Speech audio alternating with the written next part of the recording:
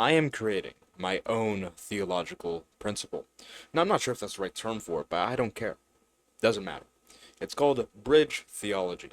Now, bridge theology is the idea that God gives men and women roles. And in order to fulfill these roles, you need to build your own bridge with your own resources. Because let's look at an example. I'm going to be using mostly the male perspective. Protectors. Men are supposed to be protectors, right? We can agree that's a biblical principle. But it doesn't tell you how to be protected. It doesn't tell you how to throw a punch. It doesn't tell you how to disarm someone. It doesn't tell you how to shoot a gun. This, that, and the third. It doesn't tell you. Situational awareness. None of that.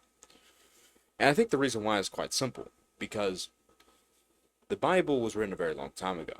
So in different eras of time, there's different ways of doing things. For example, if the Bible told you, well, this is how you use a gun, for a very long time, that would have been completely useless because guns wouldn't have existed.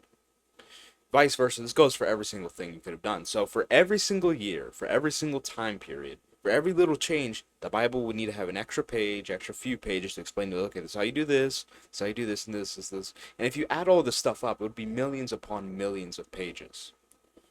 So I think the reason why it doesn't tell us, well, this is how you shoot a gun, is quite obvious. It's nonsensical to think that would be the case. So I think God has given us good brains that can do amazing things. And one of those amazing things is building this bridge in order to help us fulfill the role we were given. Because the truth is, let's do male provision for the family.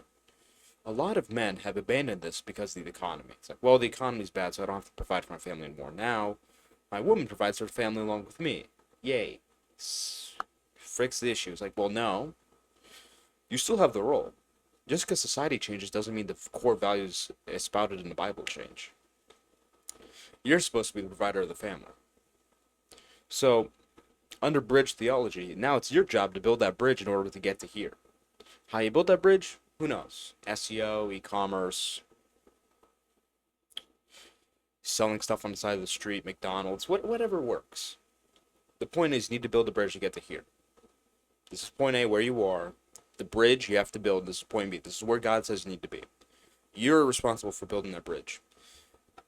And this takes, all this stuff where it's like, well, because this is another thing I don't like. They say, well, God's time, this, that. And I don't want to attack that idea necessarily, but I want to attack how it's applied because they use that to excuse laziness.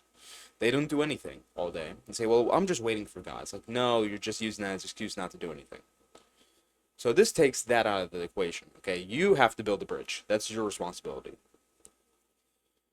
Now, under this theological idea, it would be mandatory to be financially literate, combat ready, taking care of your body, learning things consistently, being charismatic, this, that, and the third, because you need these things in order to fulfill the roles that the Bible has given you.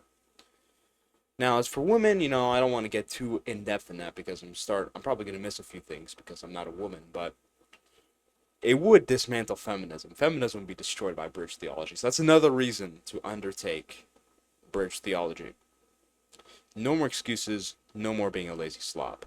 Bridge theology.